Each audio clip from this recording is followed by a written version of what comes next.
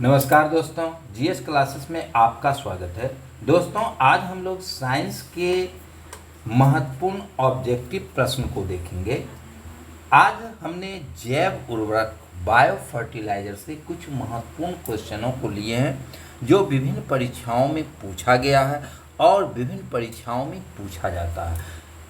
इसमें हम कुछ क्वेश्चन को लिए हैं जिसके आधार पर, जिसके व्याख्या के आधार पर और अनेक तरह के क्वेश्चनों का जवाब परीक्षा में दिया जा सकता है। तो हम लोग देखते हैं जैव उर्वरक से संबंधित कुछ महत्वपूर्ण ऑब्जेक्टिव प्रश्न को जो विभिन्न परीक्षाओं में, यानी कि विभिन्न एक दिवसीय परीक्षाओं में, पीटी परीक्षाओं के लिए उपयोगी है। तो पहला क्वेश्चन हमारा है, निम्न में से कौन जैव उर्वरक के रूप में उपयोग होता है?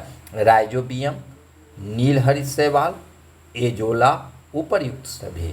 तो जैव उर्वरक के रूप में राइजोबियम, नील हरित शैवाल, एजोला सभी का उपयोग किया जाता है। तो इसका आंसर हो जाएगा उपर्युक्त सभी। अब हम लोग देखते हैं जैव उर्वरक बायो फर्टिलाइजर कहते किसे हैं। तो जैव उर्वरक बायो फर्टिलाइजर जो है सूक्ष्म जीवों व जीवाणुओं से युक्त खाद है।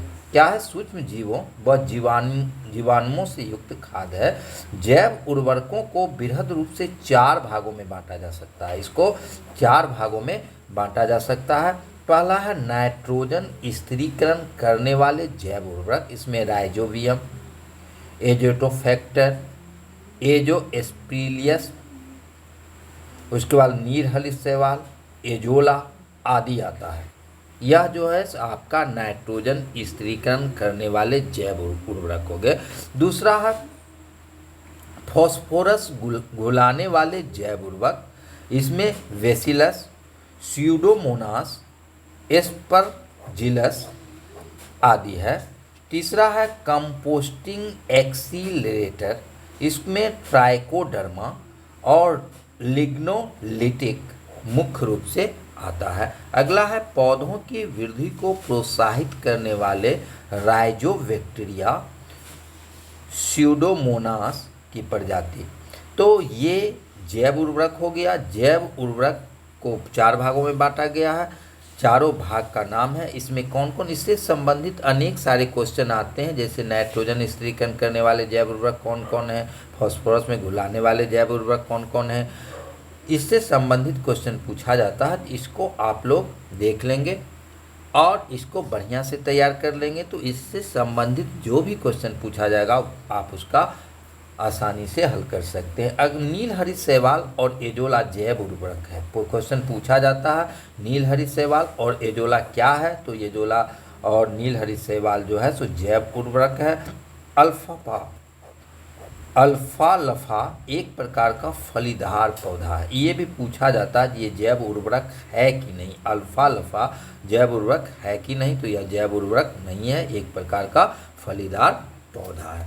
अब अगला क्वेश्चन आपका है, निम्नलिखित में से कौन सा नाइट्रोजन स्थिरीकरण करने वाले जीव नहीं है? अभी आया था तो इसमें नोस्टॉक, एनाविना, एजेटोफैक्टर और माइकोराइजा, ये 4 नाम है। इसमें नोस्टॉक, एनाविना, एजेटोफैक्टर जो है सो नाइट्रोजन स्थिरीकरण करने वाले जीव हैं। इसमें इसका आंसर हो जाएगा माइकोराइजा जो है सो नाइट्रोजन स्थिरीकरण करने वाले जीव नहीं है। तो इसका आंसर हो जाएगा माइकोराइजा।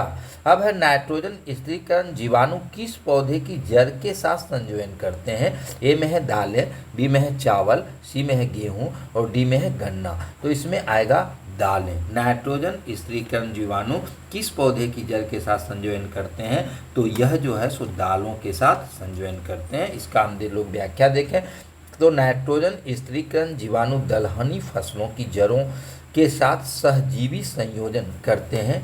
ये वायुमंडलीय नाइट्रोजन का स्थिरीकरण कर इसे नाइट्रेट आयनों में बदल देती है। किस में बदल देती है? नाइट्रेट आयनों में बदल देती है, जिसे मृदा के माध्यम से पादप ग्रहण कर लेते हैं।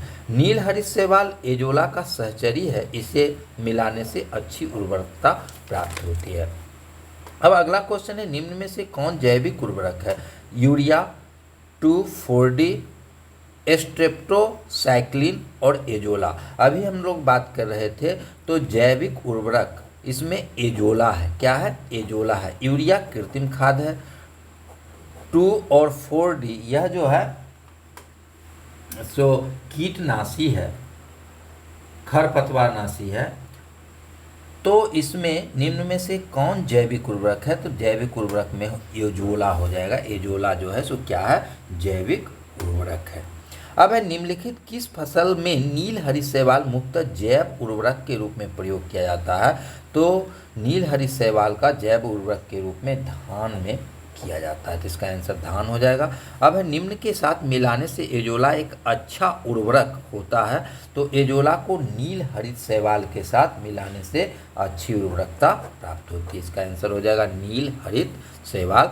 अगला क्वेश्चन, इनमें से कौन सा पौधा नाइट्रोजन स्थिरीकरण करने में सहायक नहीं है? ए में है चना, बी में है मटर, सी में है सेम और डी में है धान। तो जितनी दलहनी फसलें हैं वह जो है सो नाइट्रोजन स्थिरीकरण में सहायक है। तो चना, मटर और सेम नाइट्रोजन स्थिरीकरण में सहायक हो जाएगा और धान जो है सो सहायक नहीं है। तो इसका आंसर हो जाएगा धान। इनमें से कौन सा पौधा नाइट्रोजन स्थिरीकरण में सहायक नहीं है? तो सहायक धान नहीं है। अगला क्वेश्चन है, निम्नलिखित में से कौन से सूक्ष्मजीवी जैव उर्वरक के रूप में प्रयोग होते हैं? तो साइनोबैक्टीरिया, प्रोटोजोआ, विषाणु और उपयुक्त में से कोई नहीं। तो इसमें होगा सूक्ष्मजीवी जो जैव उर्वरक के रूप में प्रयोग होते हैं उसको साइनोबैक्टीरिया। इसका आंसर हो जाएगा साइनोबैक्टीरिया। तो ये जैव उर्वरक से संबंधित कुछ महत्वपूर्ण ऑब्जेक्टिव क्वेश्चन थे। अगले दिन हम लोग दूसरे चैप्टर से जो है सो साइंस से संबंधित ऑब्जेक्टिव क्वेश्चन को लाएंगे। धन्यवाद।